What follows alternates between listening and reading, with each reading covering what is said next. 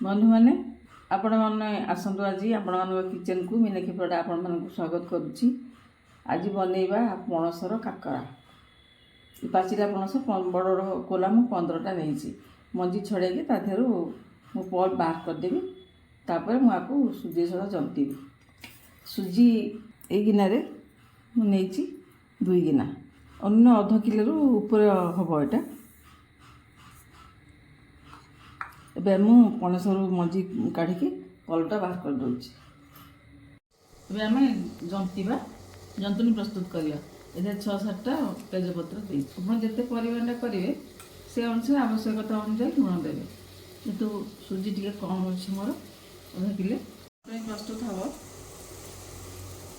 ଚିନି ମୁଁ ସବୁ ଦେବିନି, ମିଠା ଅଛି ପଣସ, ଅଧା ଚିନି ଦେଉଛି, 1/2 କିଲୋ ଚିନି। सुजी की ढालिबा और धीरे धीरे ताको घांटिबा नले बिंडा हो।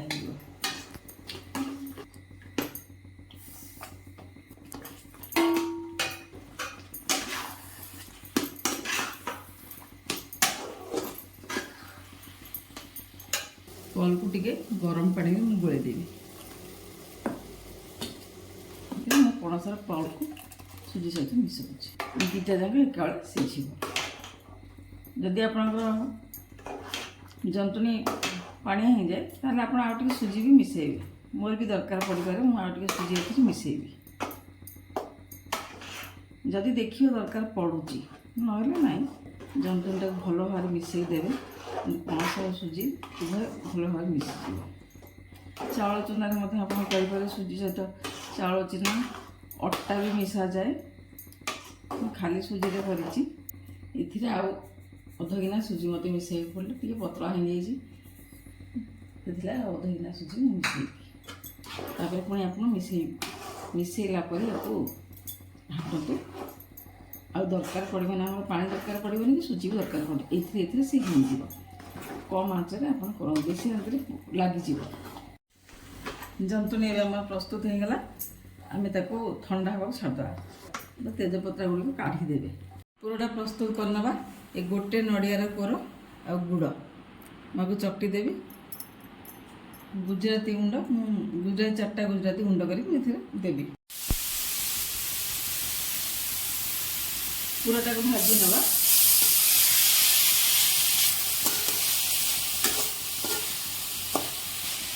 पानी मरीगले आस्ते आस्ते बेसी टाण करेंगे। ये पानी मरिया पर्यटन यहाँ भाजुथे कम आंचल यहाँ भजा हो। पूरा आमर भाजी आसलानी टी आँच बढ़ी दूसरी। बेसी टाण करदे से गोटा झुरिया हो भल भरगनी टी कादुआ रही भल। पूरा पूरा भी कादुआ रही भाजी हो दरकार ना भर कंचा रही खटा लगे पिठाटा। या भाजी आसारा आम गुजराती गुंड पकईबा। गोलमरिच गुंड टे पकाऊँ।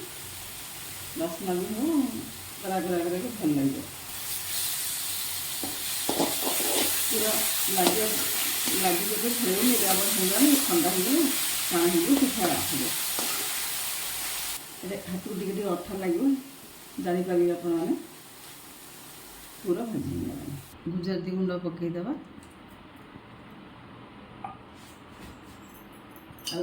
टे देसी घी पकड़े भल। समस्त तो घी भल लगे जहाँ भल न लगे से न पकेबे कि घीटा बास्ना हम। मु गोटे चामच कम घी पकेबी। आपको ठंडा हाँ छाड़देवा। ठंडा होगा आम पूरा दे पिठा बढ़िया। जंतुणी प्रस्तुत होगा। देखो पानी सब खाई जाइए। शुखला शुखला हो जाए। आम पिठा गढ़िया टे तेल हाथ कर पड़ो।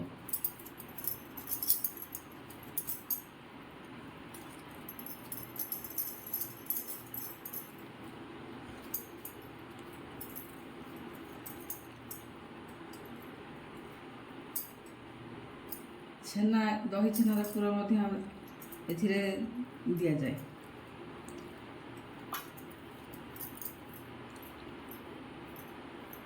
पिठा गुड़ हलदिया देखा पणसर कलर हलदिया एमती हलदिया देखा।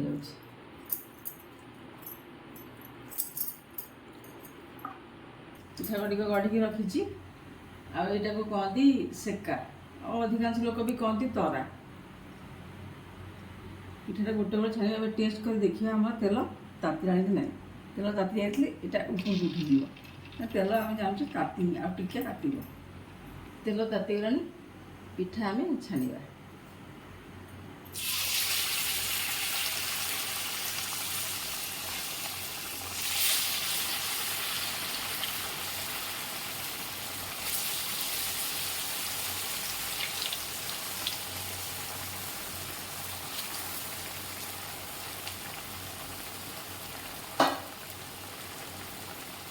ତାଳ ତ ଏବେ ଆସୁଛି, ତାଳରେ ବି ଏମିତି କାକରା, ଚକୁଳି ବହୁତ ଜିନିଷ କରିହୁଏ। ପଣସରେ ମାଲପୁଆ ମୁଁ ଆର ବର୍ଷ କରିଥିଲି, ଆପଣମାନଙ୍କୁ ଭେଟି ଦେଇଛି, ଜାଣିଥିବେ।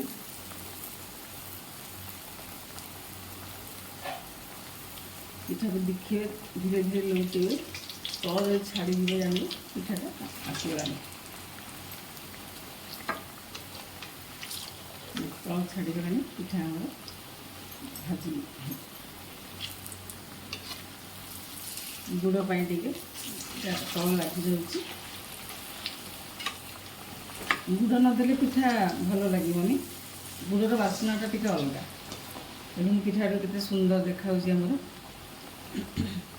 ପାଚିଲା ପଣସ ବହୁତ ଖିଆ ହେଲା, ଏବେ ପାଚିଲା ପଣସରେ ଆମେ କ'ଣ କ'ଣ ବନେଇ ପାରିବା,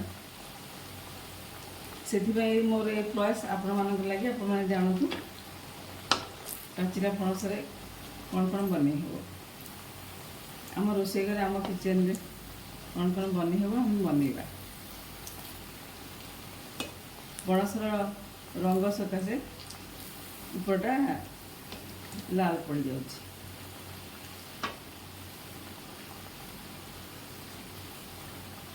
ବହୁତ ଭଲ ଲାଗିବ, ଆଉ ବାସ୍ନା ବି କେତେ ସୁନ୍ଦର ହେଉଛି। ଆପଣମାନେ ତିଆରି କରନ୍ତୁ, ଜାଣିବେ ପଣସର କାକରା କେତେ ବଢ଼ିଆ ଲାଗୁଛି। ଟିକେ ଆଞ୍ଚ କମେଇ ଦିଅନ୍ତୁ, ସେ ତା ଦେହରେ ଧୀରେ ଧୀରେ ସିଝୁ। ଟିକେ ସିଝିବା ଦରକାର ନା, ତିଆରି କଲେ ବହୁତ ଜିନିଷ ତିଆରି କରିବେ। ପିଠା ଆମର ଏବେ ବାହାର କରିଦେବା।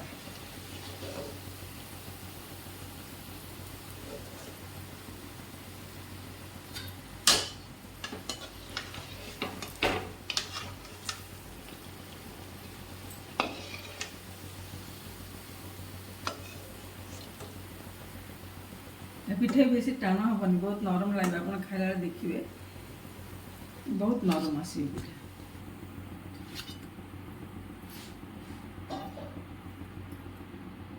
ଆମେ ସେକା ଛାଣିବା, ସେକା କହନ୍ତି। ନିହାତି କାକରା ଯଦି ଆପଣ ଖାଉଛନ୍ତି, ସେକା ନିହାତି କରିବାକୁ ଆମ ପରମ୍ପରାରେ ଅଛି। ସେକାଟେ ନିହାତି କରିବ।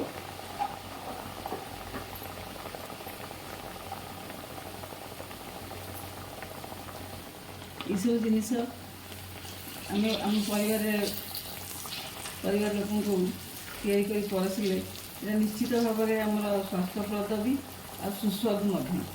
ବାହାରେ ତ ବିକ୍ରି ହେଉଛି ବହୁତ ଜିନିଷ, କିଣିକିରି ଖାଇବା ଅପେକ୍ଷା ନିଜେ ତିଆରି କରି ଖାଇବାରେ ଆତ୍ମସନ୍ତୋଷ ଟିକେ ଅଧିକା ଅଛି।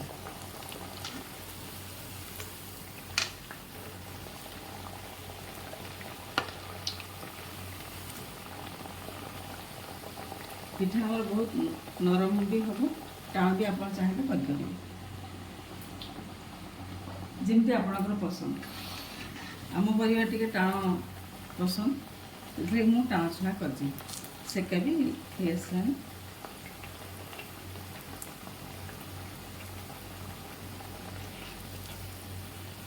କେତେ ସୁନ୍ଦର ଫୁଲୁଛି, ଦେଖୁଛନ୍ତି ନା, କେତେ ସୁନ୍ଦର ଫୁଲୁଛି ସେକାଟା।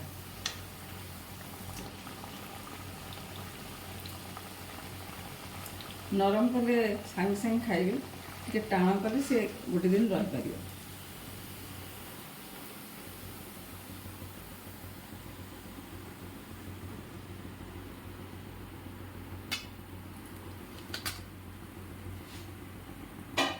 ପିଠା ଛଣା ହେଇଗଲା, ମଝିରେ ସେକା ରଖିଛି।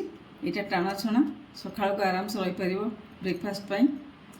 ଟିଫିନରେ ଆପଣ ପିଲାମାନଙ୍କୁ ଦେଇପାରିବେ, ନିଜେ ମଧ୍ୟ ଟିଫିନରେ ଖାଇପାରିବେ। ଏଇଟା ନରମ ଛଣା, ରାତିରେ ଲଞ୍ଚରେ ଖାଇପାରିବେ, ବ୍ରେକଫାଷ୍ଟରେ ଖାଇପାରିବେ। ଆଉ ଏ ସୁସ୍ୱାଦୁ ଜିନିଷ ଆପଣମାନେ ନିଶ୍ଚୟ ବନାନ୍ତୁ। ଆଉ ଏଇଟା ସ୍ୱାସ୍ଥ୍ୟପ୍ରଦ ନିହାତି କମ୍ରେ ଟିକେ ବନେଇକି ଆପଣ ଚାଖନ୍ତୁ। ମୋର ଆପଣମାନଙ୍କୁ ବତେଇବା ପାଇଁ ପ୍ରୟାସ କରିଛି।